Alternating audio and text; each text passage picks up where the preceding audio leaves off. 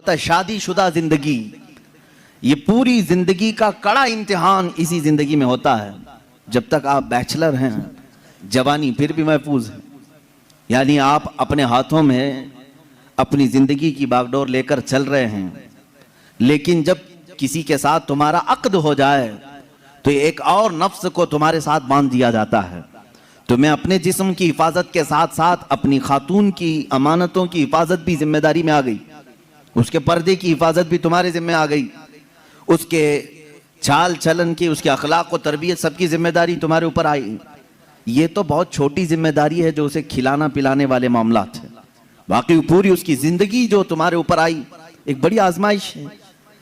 एक औरत के साथ तुम इस कायनात में सही सलामत जिंदगी गुजार कर जा रहे हो तो इसका मतलब है कि एक बड़े इम्तिहान से कामयाब होकर निकले हो। बड़ा इम्तिहान है। अल्लाह रब्बुल इज्जत ने यहां कायनात में हर एक के लिए जोड़ा रखा है, लेकिन आप देखें क्या हर औरत का मिजाज अपने शोहर से मिल जाता है? नहीं होता।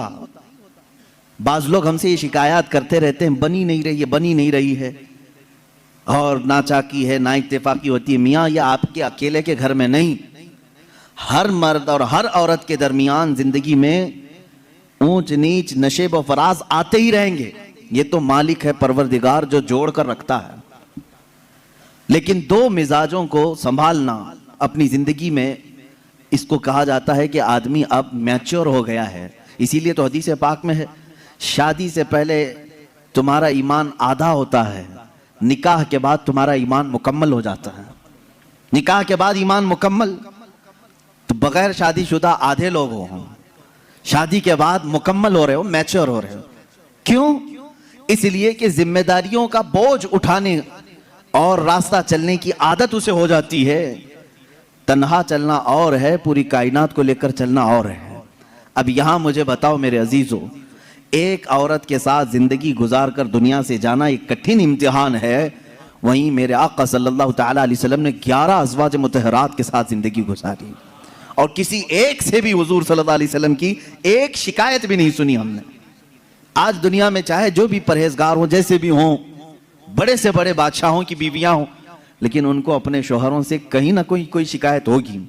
कुछ भी हो सकती है, सब कुछ अच्छा रखा हो, लेकिन किसी दिन उसकी ख्वाहिश के मुताबिक उसकी मिठाई ना मिली तो उसे शिकायत है अपने शोहर से, मुझे मिठाई नहीं खिलाया आज। ये सब की जिंदगियों में औरतों को अपने शोहरों से कुछ ना कुछ शिकायत है।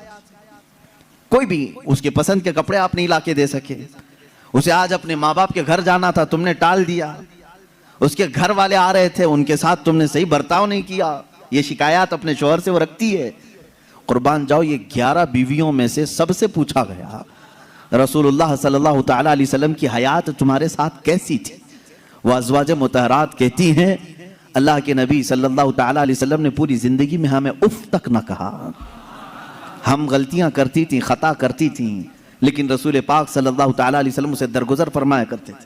मेरे अजीजों, इसका मतलब है हुजूर सल्लल्लाहु तआला अलैहि वसल्लम को अज़दवाजी जिंदगी में भी आजमाया गया तो बड़े इम्तिहानों से।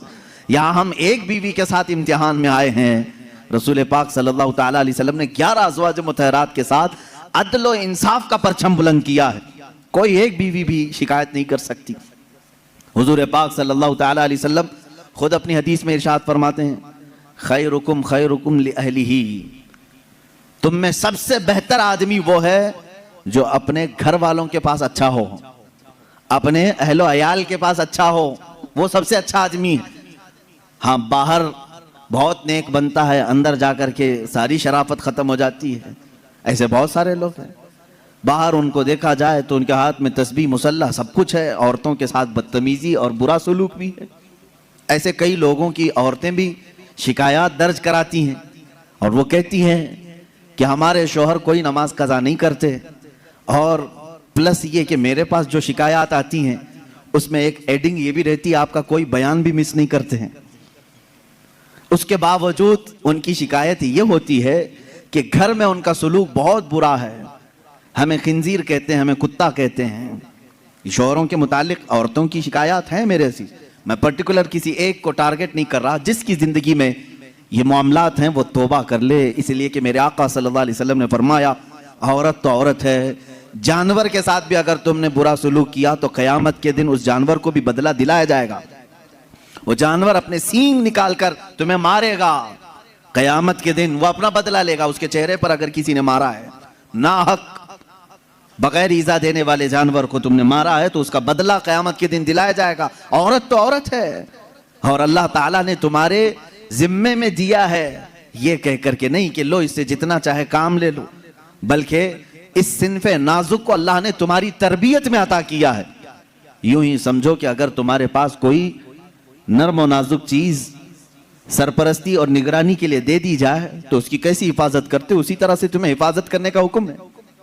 अब और एक बात, हुजूर पाक सल्लल्लाहु ताला अलैहि वसल्लम की जो अज़दवाजी जिंदगी है, आइली जिंदगी उसको कहें, हुजूर सल्लल्लाहु ताला अलैहि वसल्लम की जो शादीशुदा जिंदगी है, इसके मामलात ऐसे हैं कि सारी बीवियां ऐसे हुजूर के पास नहीं आ गई थी कि वो पहले से बहुत ही आला किस्म की अखलाक और किरदार और सारे तमाम तर सिफात लेकर नहीं, बल्कि मुहद्दिसीन फरमाते हैं हुजूर पाक सल्लल्लाहु ताला अलैहि वसल्लम की सोहबत ने उन्हें कामिल बनाया है। यहां से एक बात पता चलती है कि तुम पहले से हूर ढूंढ रहे हो, पहले से ऐसी हो कि उसके अंदर ये क्वालिटी होनी चाहिए। अल्लाह के रसूल सल्लल्लाहु ताला अलैहि वसल्लम ने निकाह करके उन्हें कामिल बनाया है। औरतों की अखलाक, औरतों की जो आदत होती हैं वो सब में होती हैं। अज़वाजे मुतहरात जो हुजूर के निकाह में आई, औरतों वाली सिफात उनके अंदर भी थी, उनके अंदर भी थी। जैसे कि हजरत आयशा सिद्दीक़ा रज़ियल्लाहु ताला अन्हा के मुतालिक कई हदीसों में मिलता है, छोटी उम्र की थी, हुजूर पाक सल्लल्लाहु ताला अलैहि वसल्लम ने हर मकाम पर उनकी तरबियत की और उन्हें एक मह कामिल बनाया, बल्कि उम्मत के कई सहाबा का उस्ताद उन्हें बनाया। हजरत आयशा सिद्दीक़ा ने इतनी हदीसें मेरे आका से रिवायत की कि हमारी आधी शरीयत उनकी रिवायत की हुई हदीसों से चल रही है। लेकिन वो निकाह में जब आई थी, कई मर्तबा के मामलात हैं हुजूर पाक सल्लल्लाहु ताला अलैहि वसल्लम के साथ उनके कैसे मामलात थे, अपनी बीवियों के साथ हुजूर का सलूक कैसा था। वो कायनात के आका व मौला हैं, लेकिन अपनी औरतों के लिए हुजूर शोहर ही थे। शोहर, जिस तरह एक औरत को अपने शोहर के साथ बात करने की इजाजत है, खेलने की इजाजत है, लुत्फ उठाने की इजाजत है, हुजूर पाक सल्लल्लाहु ताला अलैहि वसल्लम की हर बीवी को यह इख्तियार हासिल था। अल्लाह के नबी सल्लल्लाहु ताला अलैहि वसल्लम अपने घर जाते तो उसी अंदाज से रहते जैसे एक शोहर मोहब्बत करने वाला अपनी